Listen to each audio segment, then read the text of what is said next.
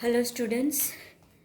Now in this session we'll see microorganisms present in the soil. See, you know that plants grow in the soil.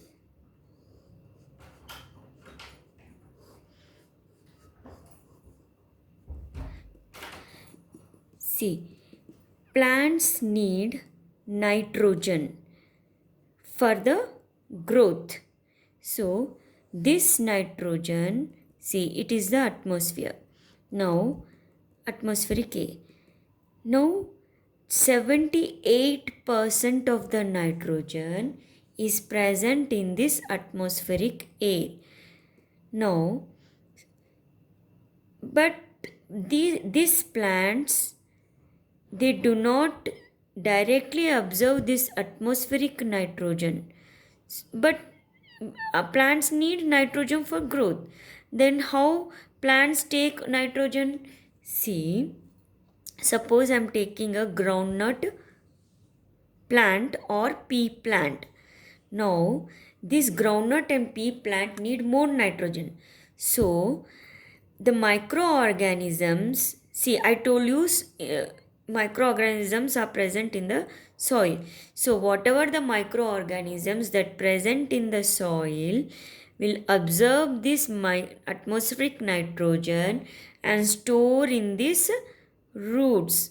In this way, from the roots, the nitrogen will be distributed to all parts of the plant. I will tell you what those microorganisms see. Here, see, microorganisms like Rhizobium, Nostoc and Anibina. These microorganisms and Azotobacter here, Azotobacter etc. They will observe this Rhizobium, Nostoc, Anibina and Azotobacter are the bacteria which observe this atmospheric nitrogen and store. Here the microorganisms are present, Rhizobium, Azotobacter. It absorbs atmospheric nitrogen and store in these roots. We'll see. See, plants need it mainly for growth, this nitrogen. 78% of the air around us is nitrogen gas. But these plants cannot absorb atmospheric nitrogen directly. That's why with the help of these microorganisms, nitrogen is, these microorganisms give nitrogen to the plants. Now, I told you that these microorganisms absorb atmospheric nitrogen and store in these roots, I told you. From these roots, it is transported to all parts of the plant, that I know. And that I told you, that we call it as, that whole process we call it as nitrogen fixation. Nitrogen fixation means nothing but these microorganisms absorb atmospheric nitrogen and store in the roots. That nitrogen will be stored in these roots. See, we'll see about this nitrogen fixation. Now, we'll take a pea plant or a groundnut plant or pea gram or leguminous, any leguminous plant. If we take a pea plant or groundnut plant, this plant contains root nodules. See, these plants contains root nodules.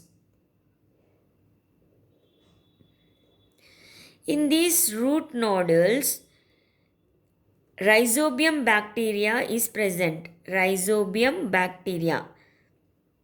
Rhizobium bacteria means microorganism. It is present in these root nodules, and this bacteria will absorb atmospheric nitrogen and it will store in these roots. From these roots, it is transported to all parts of the body. That we call it as nitrogen fixation. See here. This rhizobium, I told you, now it is present in the root nodules. See here, these are the root nodules.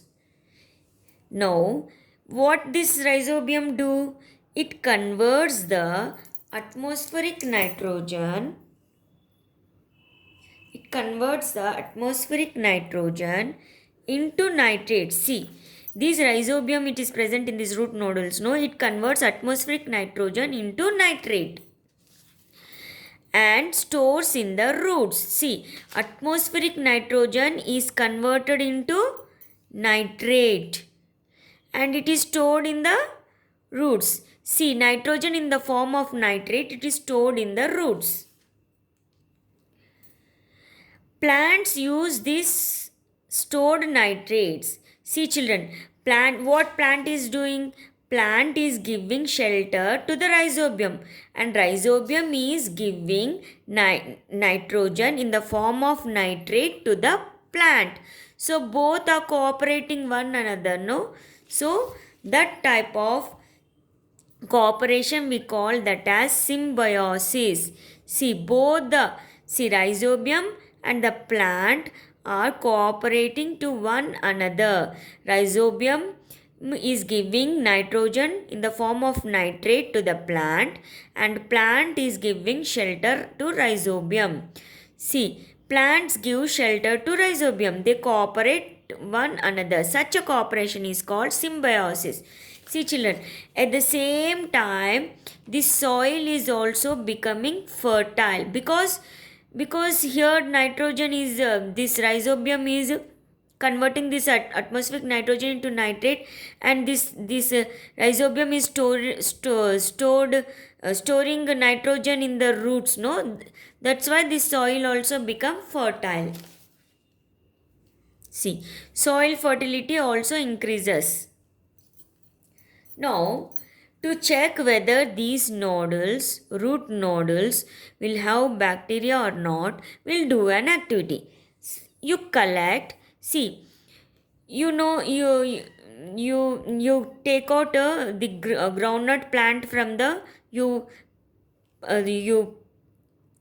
plug that groundnut plant from the ground and see that it contains root nodules. You collect that root nodules from the groundnuts or any other or bean plant or pea gram, any other, and you crush that root nodule. You crush, then put them on a glass slide. See, put them on a glass slide. That crushed nodules, now you put them on the glass slide and press it with the cover slip. This is the cover slip and observe under the compound microscope.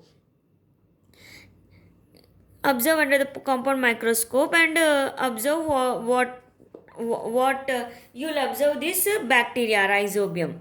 Now, I told you that microorganisms we cannot see through our naked eye, but it can be seen through a compound microscope.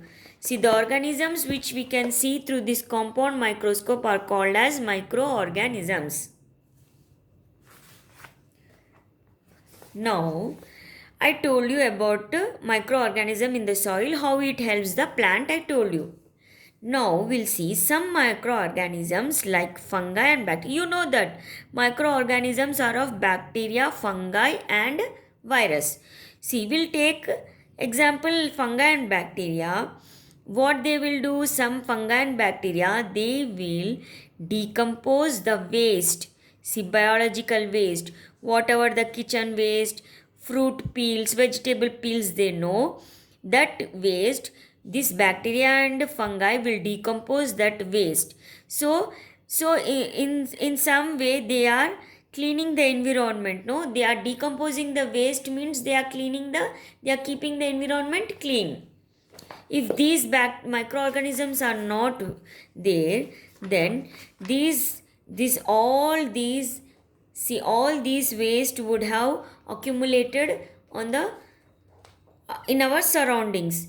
Because of the fungi and bacteria microorganisms, these wastes are decomposed and keeping the environment clean. Now, we'll do an activity. You take 2 pots or dig 2 pits.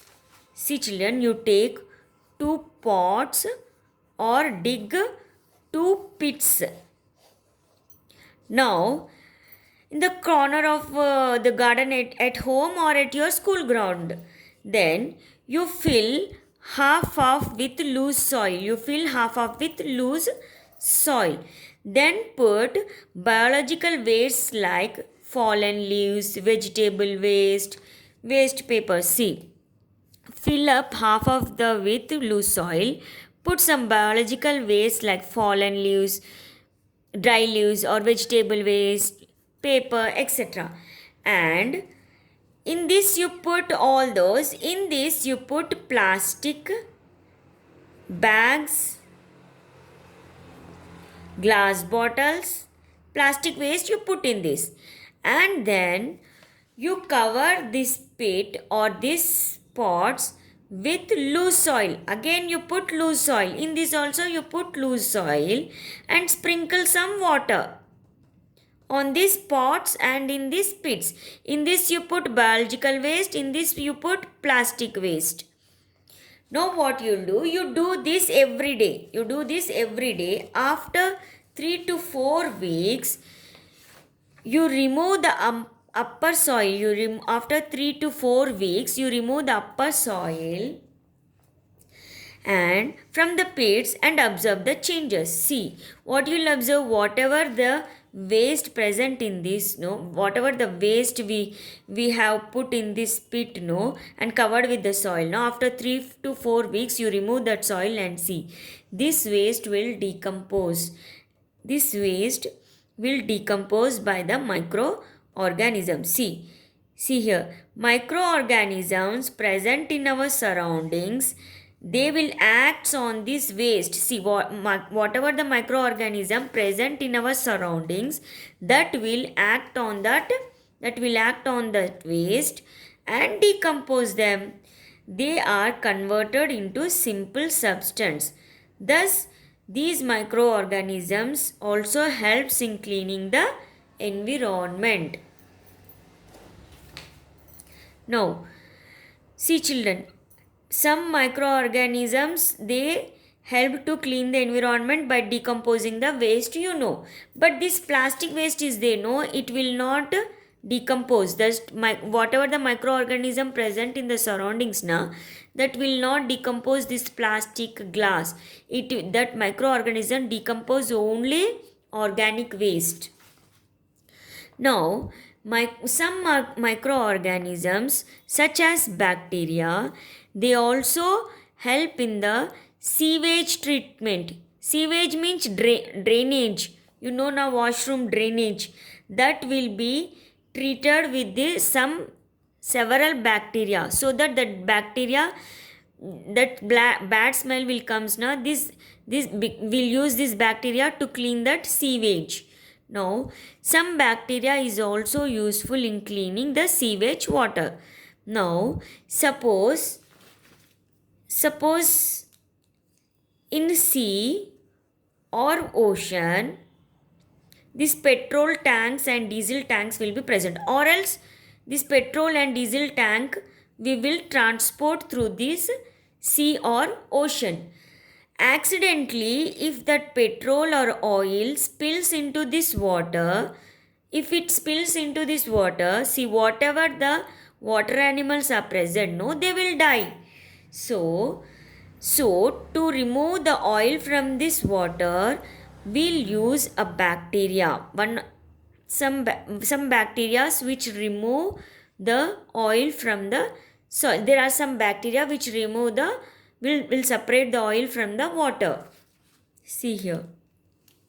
See, oil, na, sometimes if it leakage from the oil tankers into oceans, na, then this bacteria, some bacteria kill this oil kills the aquatic animals. So, oil eating bacteria, see, will introduce oil eating bacteria. See, we'll introduce oil eating bacteria into this water to save these aquatic animals. Now we have seen till now useful microorganisms. Now we will see the harmful microorganism.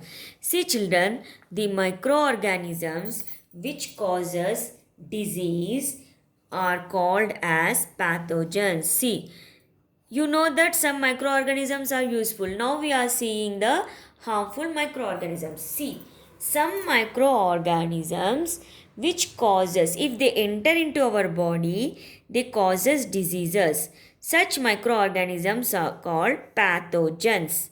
See, pathogens means they are microorganisms which causes disease both in plants and animals.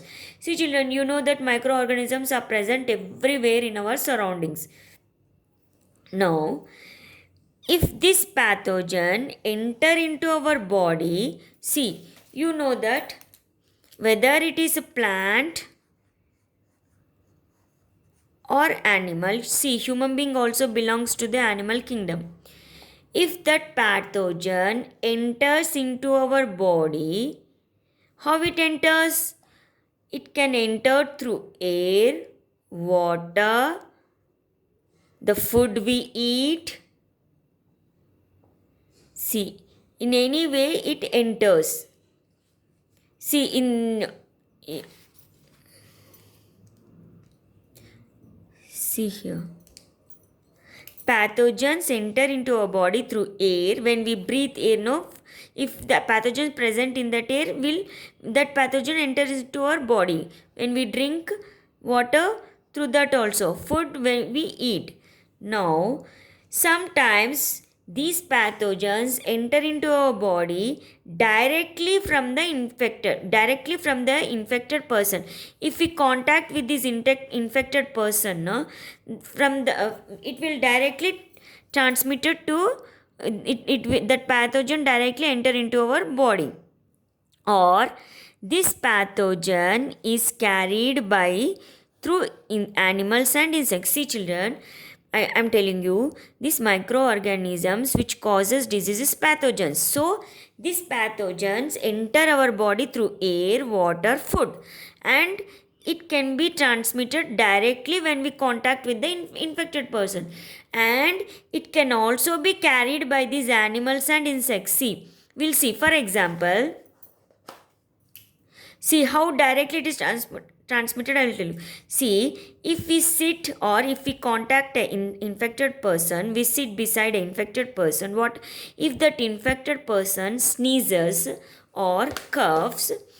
That pathogens, see that pathogen, see, he is an infected person. Now, he is a healthy person. See, if he sneezes, that pathogen enter into this air. If we breathe that air, that pathogen also enter into our body. See, that means it is transmitting. The disease is spreading from one person to other. No, see, the disease is spreading from infected person to a healthy person. No, that we call it as communicable diseases. Means the disease is spreading from one person to other. See, I told you now, when we sit beside an infected person, if we sneezes or coughs, the pathogens enter into the air. First the pathogen enter into the air, then when we breathe that air, that pathogen enter into a healthy person from such infected person. When this air containing pathogen enters into the body of a healthy person, he may also cause diseases or cold. Cold is a disease.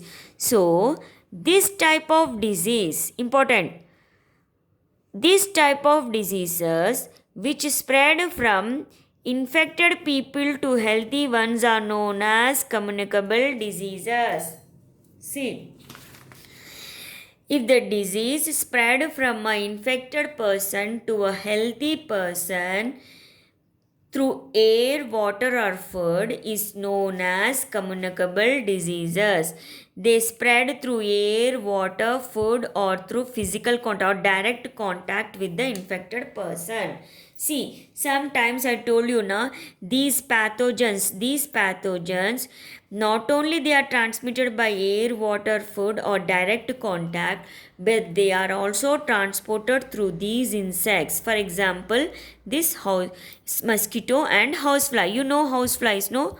Yeah. See, these houseflies and mosquitoes, they carry the pathogen. Pathogen means disease causing organism. This mosquito will have disease causing organism, means pathogen. If this mosquito bite a healthy person, then this mosquito, whatever the pathogen present in this mosquito na, it will be transmitted to this healthy person. Yeah, such insects we call it as, insects or animals we call it as vectors.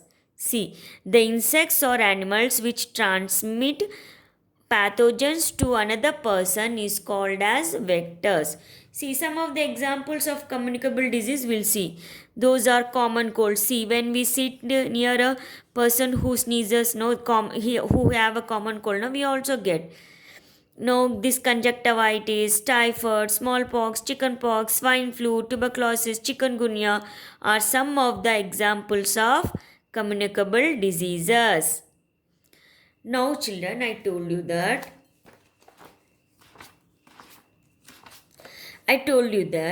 microorganisms, the types of microorganisms.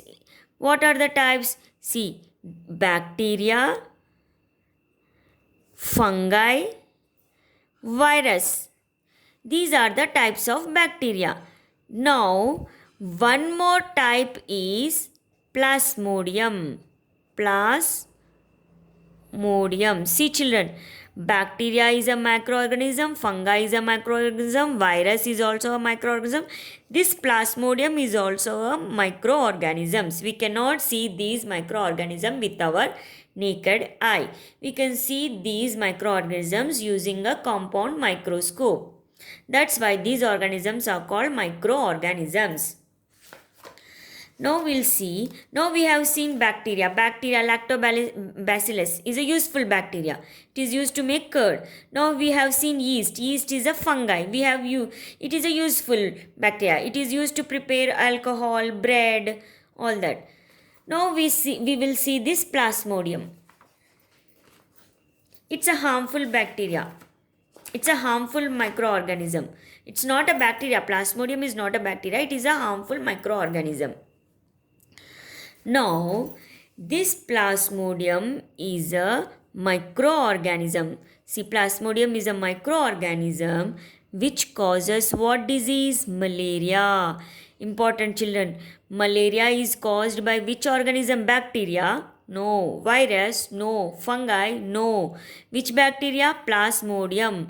Malaria is caused by the plasmodium, not bacteria, virus, fungi. Now, this plasmodium, this microorganism, it is carried by this mosquito. This mosquito name, not all mosquitoes carries this plasmodium. Only female Anopheles mosquito carries this plasmodium. This is an Anopheles mosquito, that too it should be female. See, plasmodium is a microorganism which this microorganism is carried by a mosquito. Mosquito name female Anopheles mosquito. And if this mosquito carries this plasmodium and bite a healthy person, that plasmodium enters into that person's body and he get a disease called malaria. And thus it is the vector. Mosquito is the vector because it is carrying a microorganism.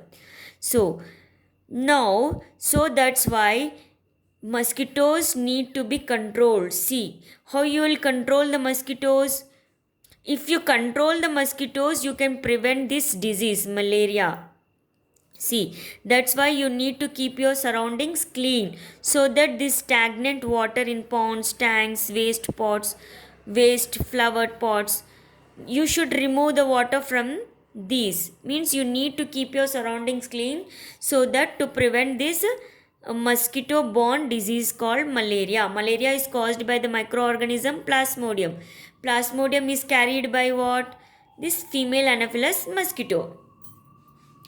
Now, I told you now this plasmodium microorganism which causes malaria. No, this is carried by female Anopheles mosquito. No, it was told by this scientist Ronald Rose. See, he discovered that female Anopheles mosquito are the carriers to cause the malaria. See, he told that a female Anopheles mosquito, it will carry this plasmodium which causes malaria. This man told. See, this man, for this he got a Nobel Prize in 1902, Ronald Rose. Now he discovered this in Sikandrabad, in Telangana only. Now, I told you that insects also carry microorganisms. We have seen the mosquito. Now we will see this housefly. See, you know that this housefly sit on a garbage or human excreta. Human excreta means human excreta. Excreta means we'll go to the washroom, not that excreta. No, it will sit on the garbage or human excreta of persons or animals. Animals means gobar. On the gobar it sits. No, in that gobar and a human excreta, pathogens will be present. That pathogen will stick to this housefly. When this housefly sit on the uncovered food, if we eat that uncovered food, we will get the pathogen enter into our body and causes diseases. See, so that's why we should avoid uncovered food. We should always cover the food. When it sit again on the uncovered food, that pathogen, the disease causing pathogen or microbes will be enter into our body. If we eat that uncovered food, we get infected. So we must avoid taking uncovered food, and we should always cover the food. Now, to control the houseflies, we should keep our surroundings clean. Now, see, which diseases can be prevented if we control mosquitoes? Which disease will be prevented? Malaria. Now, which disease can be prevented by vaccination? See, we'll give vaccination to prevent what all diseases? Polio, smallpox. No, name the diseases which are spread through by contaminated water. We'll see. See, this is a table. It is showing that microorganisms which causes diseases in humans. See, what are the diseases in humans? We'll see. See, these all diseases will cause in humans. Now, first one is tuberculosis. Tuberculosis is a disease caused in humans. It is caused by which bacteria? Which microorganism? Bacteria. It is transmitted by, mode of transmission is air. How can we prevent? By vaccination. Here you can write which disease can be prevented by vaccination, means this tuberculosis you should write. Now, or avoid using infected person's material. Now, these are the diseases. First one, tuberculosis. Second one, chickenpox. Chickenpox is caused by not bacteria, virus. It is transmitted by air. This also, how can we prevent? Vaccination only. Measles, mumps, virus. Polio also virus. See, children, we will give polio drops to the children, no? So, polio, we can control these diseases. Polio disease. Polio is caused by which microorganism? Virus. It is transmitted by air and water. For this, we give polio vaccine. Swine flu also virus. Cholera typhoid is a bacteria. It is transmitted by what? Contaminated water, food and housefly. See, it is important. Typhoid and cholera, typhoid and cholera, it is caused by bacteria. How it is transmitted? If we eat contaminated food and water or through housefly. This housefly carries this bacteria and causes typhoid and cholera. Now, how we prevent? We should keep the personal hygiene and consume boiled drinking water. You should drink boiled drinking water. Malaria, I told you, no? Which microorganism? Plasmodium. It is transmitted by this which animal? It is important, malaria. Transmitted by female Anopheles mosquito. So, how we should prevent? We should use mosquito nets, repellents, or avoid stagnant water. See, children, how can you control this malaria? How can you prevent? See, Which disease can be prevented if we control mosquito means malaria. See, how can you control the mosquitoes means how can you control? You should use mosquito nets or repellents and avoid stagnant water. Dengue is also virus. Chikungunya virus. Japanese encephalitis also virus. Dengue is carried by dengue, chikungunya, Japanese encephalitis and malaria are caused by the mosquitoes. For malaria, mosquito name is female Anopheles mosquito. For dengue, mosquito name is Aedes. This Aedes. And for Japanese encephalitis, mosquito name is Culex mosquito. Diphtheria, whooping cough, tetanus, hepatitis B, hemophilus, influenza B. These are bacteria and virus which are caused by this, transmitted by this contaminated food and water direct contact. We should pentavalent means vaccine. Diphtheria, whooping cough, tetanus is a bacteria and we give vaccine called DPT triple antigen. See, when you were small, no, you ask your mother, this vaccine would have given to you. To prevent these diseases, diphtheria, whooping cough and tetanus. It is caused by bacteria. It is transmitted by this contaminated water, food and or else direct contact. See, how can you control the mosquitoes means you will use mosquito nets, repellents, avoid stagnant of water. See, here these are the questions. You should answer them. See, can you name few diseases which are spread through air? Which are the diseases spread through air? Tell me.